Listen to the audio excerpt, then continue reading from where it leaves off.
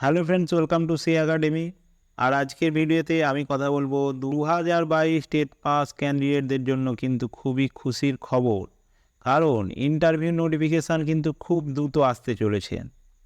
আমরা দেখলাম গত 27 তারিখ অর্থাৎ 27শে ফেব্রুয়ারি যেভাবে 2022 স্টেটের চাকরি প্রার্থীরা ডিএলএড ঐক্যমঞ্চের ডাকে একতা হয়ে এপিসি ভবন ঘেরাও করেছিল, তার কিন্তু একটা গুরুতর প্রভাব সরকার এবং পর্ষদের ওপর পড়েছে।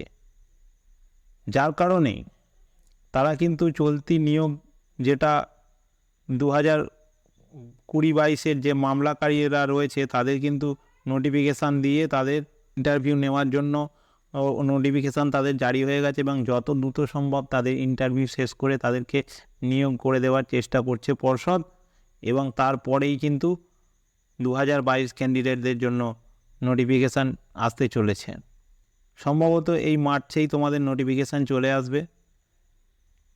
আর হ্যাঁ, পর্ষদ কিন্তু যে কোনো একটা ভ্যাকেন্সি দিয়ে নোটিফিকেশান দিতে পারে এরকম একটা সম্ভাবনা রয়েছে। সম্ভবত 10 থেকে 15 হাজারের মধ্যে একটা ভ্যাকেন্সি আনতে পারে, যেটা আমরা জানতে পারছি। কিন্তু তোমাদেরকে তোমাদের দাবি ছাড়লে হবে না, যেহেতু তোমাদের পর্ষদ সভাপতি বলেই দিয়েছেন যে 50,000 ভ্যাকেন্সি আছে, তো তোমরা পিছপা হবে না। যেভাবে আন্দোলন চালিয়ে যাচ্ছ, সরকারকে চাপে রেখেছো, ওইভাবেই তোমাদের আন্দোলনগুলো চালিয়ে যাও।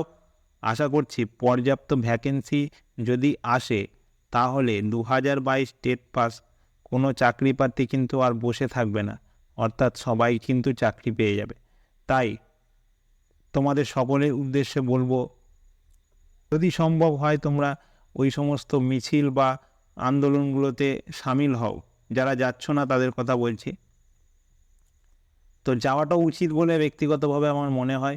তোমরা এইভাবে যত চাপে রাখবে পর্ষদকে, পর্ষদ কিন্তু তোমাদের পর্যাপ্ত ভ্যাকেন্সি দিয়ে খুব দ্রুত ইন্টারভিউ নোটিফিকেশান জারি করবে এবং ইন্টারভিউ নেবে এবং নিয়োগও প্রক্রিয়া সম্পন্ন করতে বাধ্য হবে।